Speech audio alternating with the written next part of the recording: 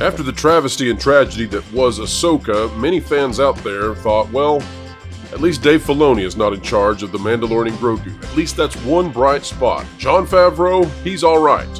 Maybe he's had some missteps, maybe he's had some mishaps with Lucasfilm. Heck, we don't even know why he still works on Lucasfilm projects after all of this misery. Folks, when it comes to Favreau and the Mandalorian movie and writing that script, well, it may be about to change.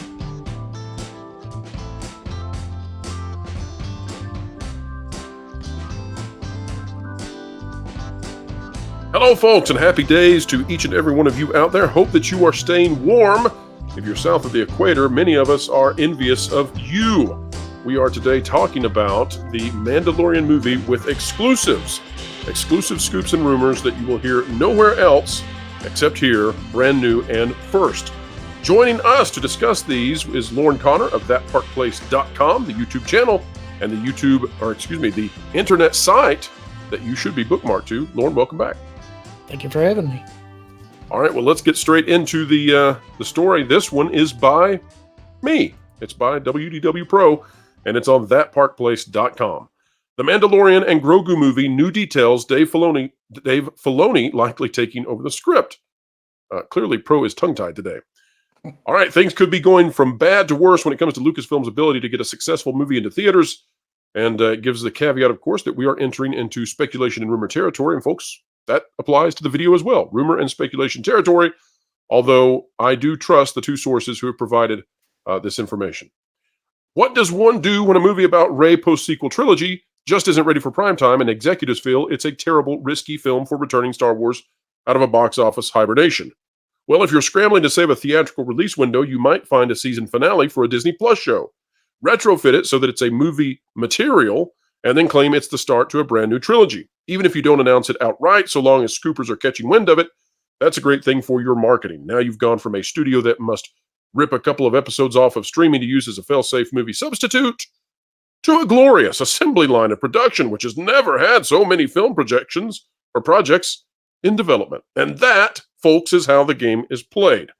Now, Lauren, we of course know, and this is not news, we're getting to the news here, but we've known that the Mandalorian movie, The Mandalorian and Grogu, what a title, is going to be repurposed episodes, 2 episodes, in fact, from The Mandalorian, and that we will likely get episodes 1 through 6 of season 4 that will still hit Disney+.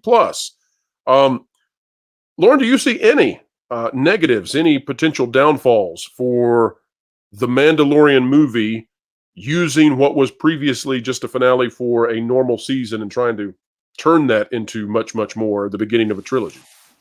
Well, there's certainly some risks associated with it.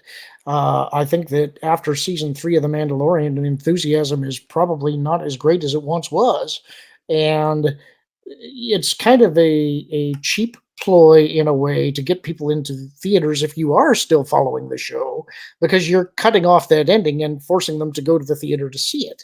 Now, from a business standpoint, I think it's a brilliant move for a couple of different reasons. The first is that it does allow them to buy time to try and get the Rey movie into some kind of shape if they do want to try to rescue that. But more than that, with the production taking place at Pinewood Studios in the UK, they're going to get tax credits for that. And that means that they are technically using this to subsidize their production of the TV show. And I think from a financial standpoint, that's probably a smart move, because otherwise, if they just let that window slip, they lose the shooting opportunity, they lose the space, and they'll have to pay penalties as well. So this is right, and hand off that theatrical window release schedule. Yeah, exactly. Yeah. So I think in that sense, it's probably the smartest move they could make. Exactly. And folks, we'll be talking about the Rey movie and all of the craziness that happened yesterday with the news outlets and all that was being reported. But we're going to stick with the Mandalorian movie for right now. And folks, you're not going to believe it. Let's get to what's happening here. It says that, and I guess I say that, when Jon Favreau wrote seasons 3 and 4, they were never intended to be series finales. That, I am told, was intended to happen in season 5, and I'll say this, I've heard since that it could have been extended to a season 6. Whether or not a season 5 happens now is anyone's guess, but season 3 was a significant letdown. Season 4 was supposed to be a series of semi-disconnected adventures for Din and Grogu. Lauren, at this time, I'd like to ask you a really important question that many folks out there are probably wondering. If you take out season 3, in my estimation, this movie is probably a guaranteed billion-dollar movie. With season 3 and the damage that did to the series and the broader franchise, I'm not so sure that's a guarantee anymore. I think it really has to earn its way. How much damage do you think season 3 did to the box office potential for this film? I don't think it's just season 3. When you're saying that you think that it would be, no question, $1 billion movie, in today's movie-going environment, I'm not even sure that's true, even with the goodwill of seasons 1 and 2. And part of that is also because you had things like the Book of Boba Fett and Gina Ahsoka. Carano. And there's a whole lot of factors contributing. A $1 billion movie, I think it's hard for any picture to hit that number right now. But would it be doing better than it would otherwise with season 3? Yeah, there's no question about that. I think season 3 did damage, as did this other stuff. It's difficult to project where it would be, but if you were taking off straight from the end of season 2, I think people would be all over it. Yeah. Ecstatic, probably, and still hopeful that the sequel trilogy would somehow be put into a different perspective, at least. Yeah. All right, so here's the scoop, folks, and some of you out there are going to be rather displeased with that. I would encourage you to stick around for the remainder of the video in its entirety, because there's a little bit of a twist at the end from someone who has given us some perspective on this. Let's read it now. Our sources now tell us that what Lucasfilm has opted to do as a result of the need to significantly delay Rey is the following. And note, folks, that this article, although it is releasing this morning, that this article was written 48 hours ago, before any of the crazy news cycles broke out. Again, we'll tell you what's going on there later today. The original scripts for season 4 will continue to be used for episodes 1 through 6. For the final 2 episodes, however, Dave Filoni will, quote-unquote, plus the quote-unquote treatments, so that they are no longer just a season finale, but rather they are the beginning of the great theatrical drama that is Clone Wars and Rebels characters taking on Thrawn. Whether any of those characters will show up in this movie, I do not know. I only believe, based on my conversations with those who have been privy to things in the past, that it will at least set up all of that excitement. I also have spoken with one source, who has been right many times, who says that Disney very much wants to see Luke Skywalker at least make a cameo appearance in the movie. In the past, we've reported that Lucasfilm told merchandising partners that Luke Skywalker was quote-unquote cobwebbed. I still believe that to be the case, but they're happy to bring him back for a brief CGI appearance so they can market the character, sell toys, and try to draw back an audience for the first Star Wars film in many years. Failing with this one would be a huge setback for the entire franchise. If they are desperate, they may use him for more. It's expensive, though, and right now, even this Star Wars project has Disney squeamish. Lauren, we start with the idea that Dave Filoni is actually the one who's going to be putting the finishing touches on the script, and then if you'd like to also talk about what they might do with Luke or what they might not do with Luke, or what the audience anticipation is for this becoming a movie, and whether or not the audience is saying, hey, we've seen Luke, it's a movie, so we expect Luke. What do you think about all of that, Lauren? When it comes to Dave Filoni, his star's fallen pretty far for me after Ahsoka. I have not been a guy who hated him. He was kind of 50-50 for me in a lot of different aspects. I don't know after season 3. I'm still up in the air about what happened with season 3. You know, everybody has said that Favreau was in charge, that he wrote this season, but it felt very tonally different from anything. Let me tell you what I know about that, Lauren, real quick. I don't mean to interrupt you, but I just learned this hours ago. This coming from another individual who has been on the channel many times. I'm not going to say his name just because he said it publicly, but I don't know if he wants me to attach his name to it on this channel.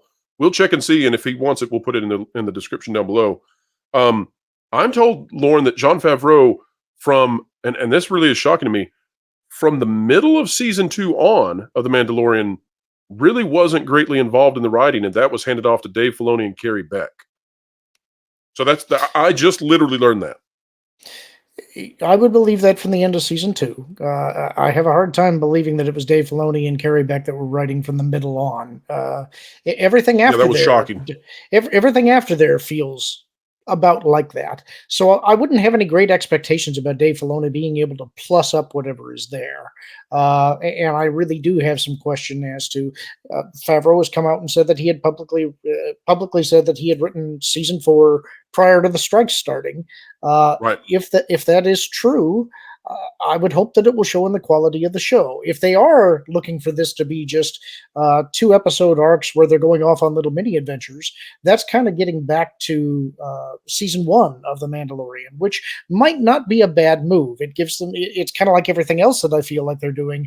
They're buying themselves some time, they're doing some breathing room. Now, I don't know that the audience has a lot of patience for that. There was a lot of complaints about that in the first 2 seasons, is that this feels just like an Adventure of the Week show. Right. But Meandering. at the same time, if you look back at the westerns that were semi-inspiring this show, that's sort of how those worked. So that could go either way for me. When it comes to Luke, now we talked about this in an earlier video about a week ago or so, I think, where the discussion was, do they bring in Han, Luke, and Leia? I'm skeptical that they would do that. I think they may want to do that because they think that that's going to be the thing that jazzes the audience response. But I think the audience has gotten wise to that, and I think it will be seen as a cynical ploy. And I suspect that there would be a negative reaction if they tried to do that. Luke on his own, however, I do think makes sense because they have set up his Jedi Academy. They have set up Grogu going to that academy, training with Luke for a little while, and then leaving. So for Grogu, that's his refusal of the call. Depending on whether you see that as Grogu refusing it or Luke denying it. Either way, the way this usually happens in the hero's journey is that the student does return to the master. And so if you're setting Grogu up for something later, it does make sense to him to go back to Luke at some point, whether that's to gain some additional bit of wisdom or to rejoin him for training. The final thing that I would say is I don't remember who posted it on X. I reposted it a week or two ago, talking about the actor who was standing in for Luke during the scenes in the 2 episodes of the Book of Boba Fett. I don't remember his name.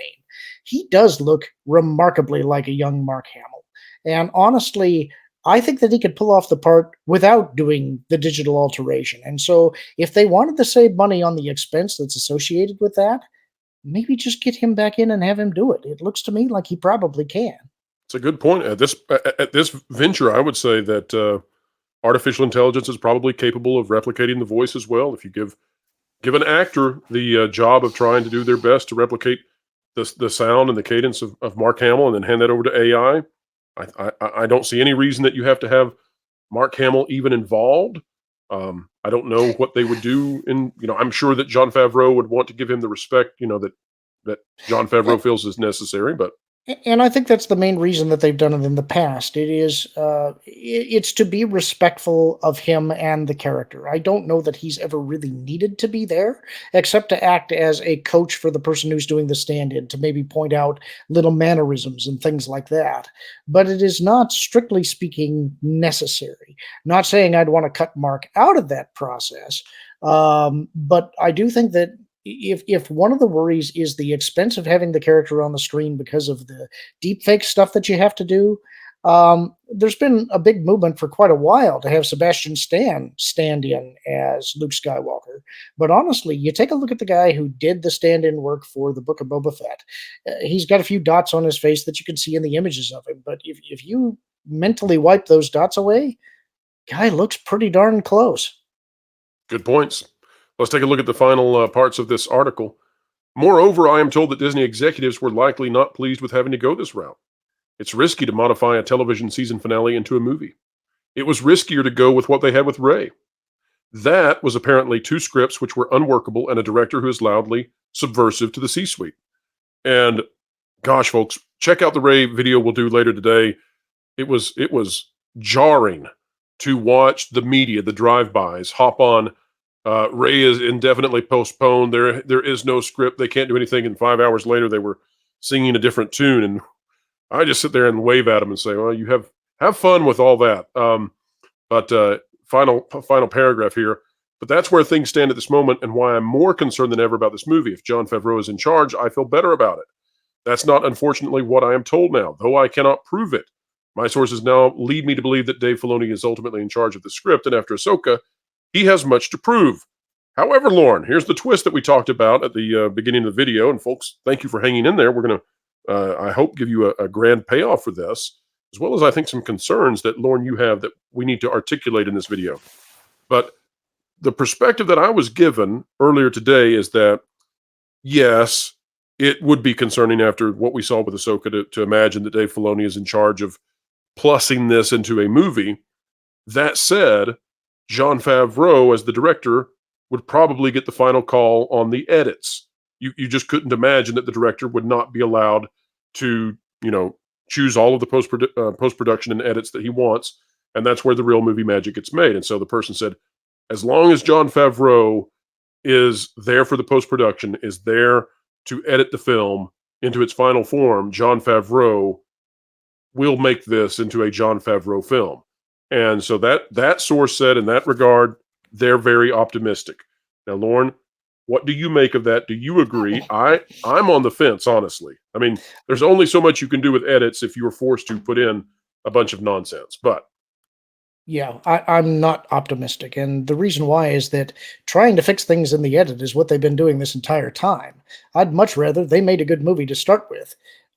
You need to have a script. You need to have an idea that brings in an audience and gets them invested. And you need to stick to that idea and not have 1,000 different people all giving their input to it. You need somebody who's a visionary to make this. And if they're going to do this the committee route, it's going to die by the committee. So I'm not optimistic. I think we're past the point where even Jon Favreau, given whatever resources he wanted in complete creative control, I don't know you can pull this off.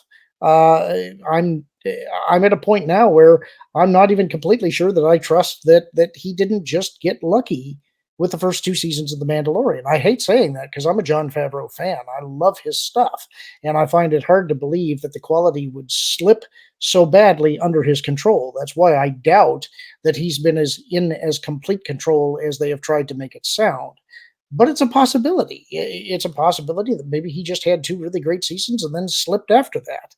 Whatever the case, I'm going to hope for the best. I always hope that somehow they pull out some great entertainment, but they've shown me no indicators that they're capable of doing that. I think it will be interesting and definitely a tonal shift with them moving the entire season production into the UK and no longer Manhattan Beach. I don't see any way that this won't come across looking at least a little different than what we're accustomed to.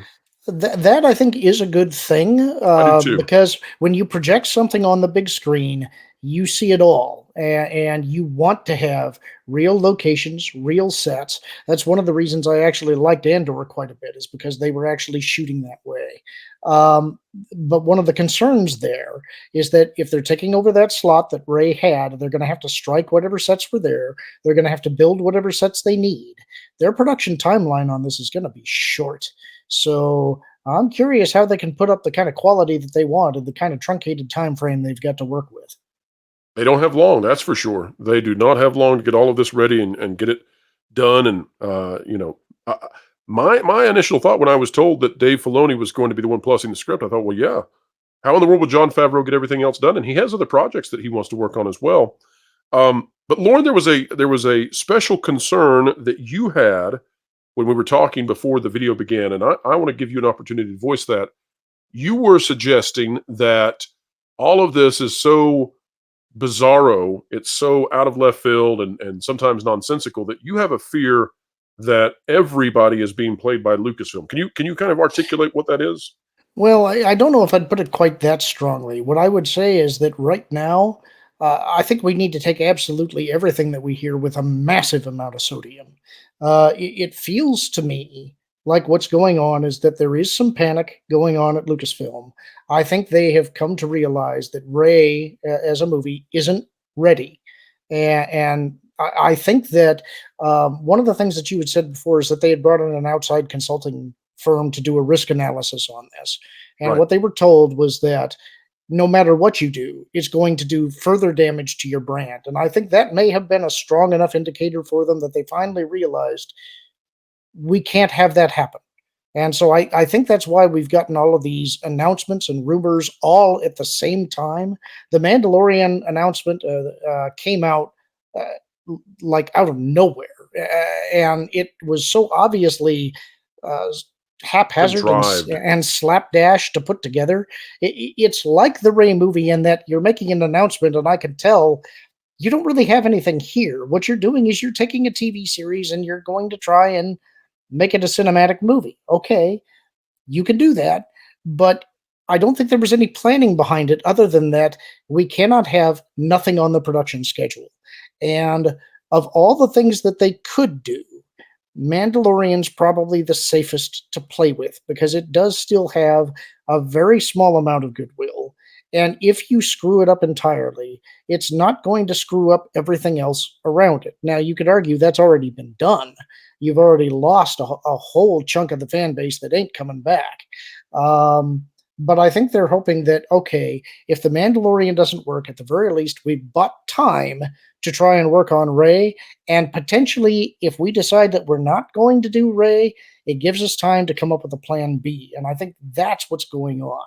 To me, this feels like two things are happening. A whole bunch of stuff is being put out there.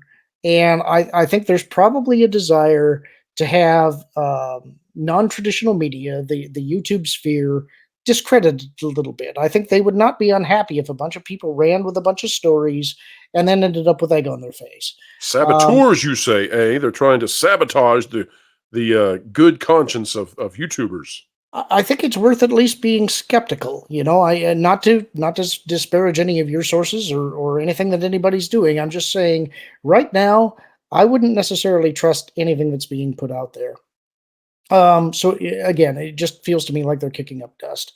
The other thing is just they're in a bad place. They're in a place where the property is as close to dead as I think that it's ever been, and it's debatable whether it could be revived.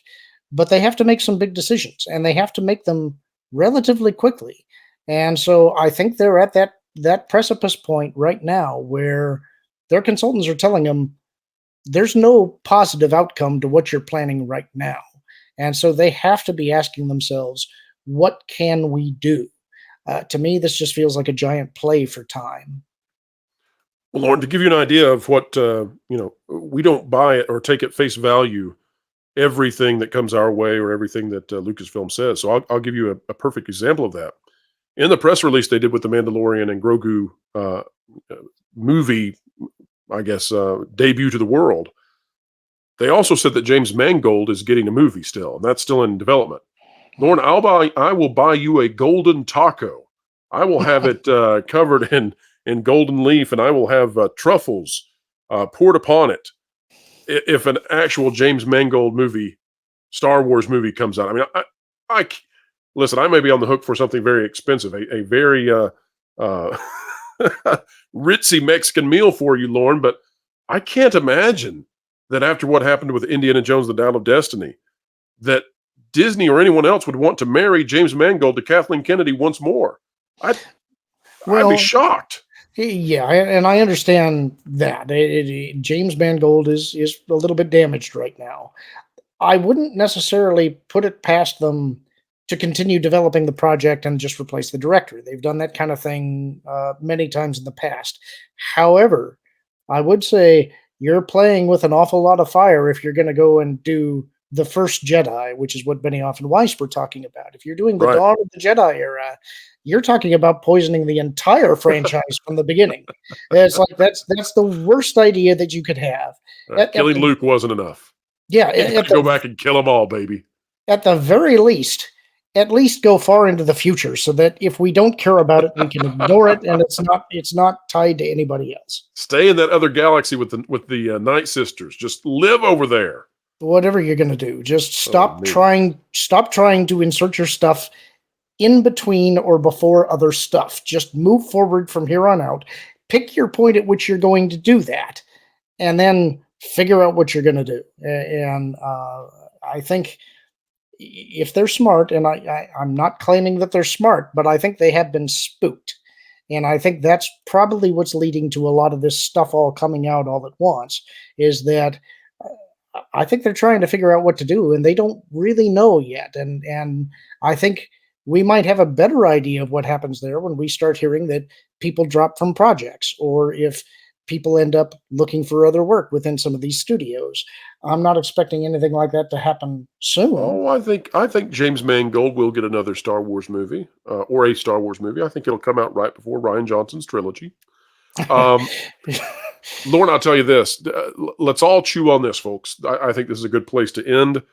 Um, we've got the earnings report coming out in February out of Disney. We've got an investor call coming out after that.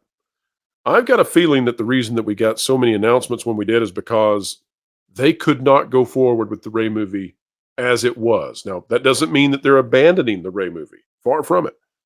But it was not going to make its production timeline, and it was not going to make its release date. And that was going to be devastating for the earnings call and for the investor call in, unless they had something that they could fake it as being even bigger. Well, what's bigger? A new trilogy. And what's the start to your new trilogy? A Mandalorian and Grogu movie. Is it the one that was announced before? No. It's the finale to season 4. We're just going to make it work and make that into a movie because it's all we've got.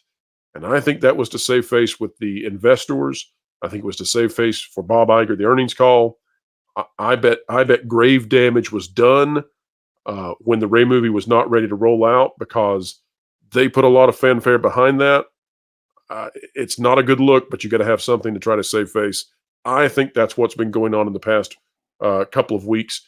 And I think that Charmin Obaid-Chinoy making the headline she did, I think is because she was attempting to try to save her theatrical release window. I think she's afraid that if that thing gets delayed, which it is, but not indefinitely, but if it gets delayed, things get trickier for her and more scrutiny lands at her door. Lauren, final thoughts as we wrap up today. Yeah, I think you're absolutely right about that part. I still don't see a lot to be hopeful for on the horizon. I hope that season 4 of The Mandalorian, whatever that becomes, and this movie actually do work. I would much rather have something to be excited about and that people would like than not. But We'll right praise now, it if it does, right, Lauren? sure. I mean, if I'll tell you, I ain't gonna pay for Disney Plus again, so I'm going to I have to might tell have Lauren to. what happened in every single episode so we can review it together. I might have to wait for somebody to tell me what's going on. But if any of Lauren's neighbors notice him peeping through the windows to watch The Mandalorian through, just don't move the curtains. We need him. I'm telling you, Ahsoka left me a changed man. Um, Well, and the did Dave final thing I Filoni would as say, well? Not in a good the, way. the final thing I would say is that, let's say that at the very least, The Mandalorian is middling. Okay, they produce something that's not great, but not horrible. If they can use that time that they bought to build a decent trilogy of Mandalorian movies, if they improve and they go forward from there, I think that's your best case scenario. If the movie doesn't do well, if it's not good, season 4 and this movie finale, then I expect that the rest of the project just bites the dust. It will have done what it was intended to do and bought them a little time while they figure out what is our strategic direction. Because right now, I don't think they have one. Here's a crazy thought, Lauren. Jon Favreau resuscitated, revivified, saved, and made the MCU be what it is today. He might just do it with Star Wars. I'd give it a 1% shot, but what a thing it would be if he did. I'd celebrate if Jon Favreau somehow did the unthinkable. I don't know how he can do it. I can't see a way to do it, but he did it with Marvel. We'll see what he's got with Star Wars, and we'll give him the opportunity. He's probably the last man associated with this franchise that we would give that kind of respect to, but he's earned it. Lauren, you have earned a great amount of respect on this channel. Folks love your content. They love checking out your YouTube channel. What's up next over there? I've had a bit of a pause this week because I've been a little bit busy, but I am continuing to read Spectre of the Past by Timothy Zahn. I think we have 2 chapters left in that novel before we jump to Vision of the Future, but that's what I've got going forward. And you've got the Genre Guys, which has become the most popular member-exclusive content here on this channel. Folks, if you're not yet a member, you are missing out on tremendous movie commentary, and Lauren is a part of the group that does that. Lauren, thank you so much for being a part of that. It's been absolutely sensational, and people love it. They just absolutely adore that stuff. That's been one of my favorite projects that we've done, primarily because of the user feedback. One of the greatest compliments that I think that I could get was that there was a very kind lady who reached out to me privately via Twitter to request that we cover Hitchcock films. And she just wanted me to know that she would really like it if we did that. So I pitched it to the guys. They liked the idea. The most recent one that we did was North by Northwest. And I was able to send her a message as we finished recording to say, hey, it's in the can. It should be going up shortly. And that kind of made her night. And that's one of the funnest things to do, is to find out, what does the audience like? And the audience oftentimes either surprises us, because there was one movie that we did that I didn't really expect to be a great draw. And instead, I think it was the most popular movie that we've covered so far. And that was a very pleasant surprise. But also, sometimes you've got these movies that may not be as well known, or maybe they're older and so a younger audience hasn't seen it before. And when they do decide to watch it and they enjoy it, that's a lot of fun too. I look at this series as helping people to discover good cinema when Hollywood isn't providing what we want right now. Who knows? Maybe one day the Genre Guys will be covering Godzilla -1. I don't know. It may go on that long because people really do love it. Well, Lauren, we love having you on the channel. We love having conversations when we can about Star Wars, even despite the fact Star Wars is where it is. You make it all the better. Folks, a way that you can make it all the better, click that like button, share, subscribe. And when you click it, you stick it to the algorithms. It's the notification bell. Drop a comment down below. Let us know your thoughts. Don't let this be just two talking heads on YouTube. No! Join the fray. Hop on in and share what's on your mind. A mind is a terrible thing to waste, so waste not yours. All right, folks, that's it for us for today. But don't forget, the Rey movie is on the way. This afternoon, we'll be telling you what's really going on. But we'll keep the appropriate amount of skepticism, just as Lauren has said. Folks, wherever you are and whatever you're doing, keep learning, keep growing, and keep having fun. Aw, shucks. You know what, you guys? She-Hulk is not going to be renewed because they blew their entire budget on one terrible season. And the Rey movie, it's kaputs. Because the money's gone, and so is the talent, and the glamour, and the quality, and the Star Wars. You didn't say the magic word. Hey, Floral. What does the Rey movie and She-Hulk have in common? Disney ain't calling either one of them back. Either that, or they're just delayed.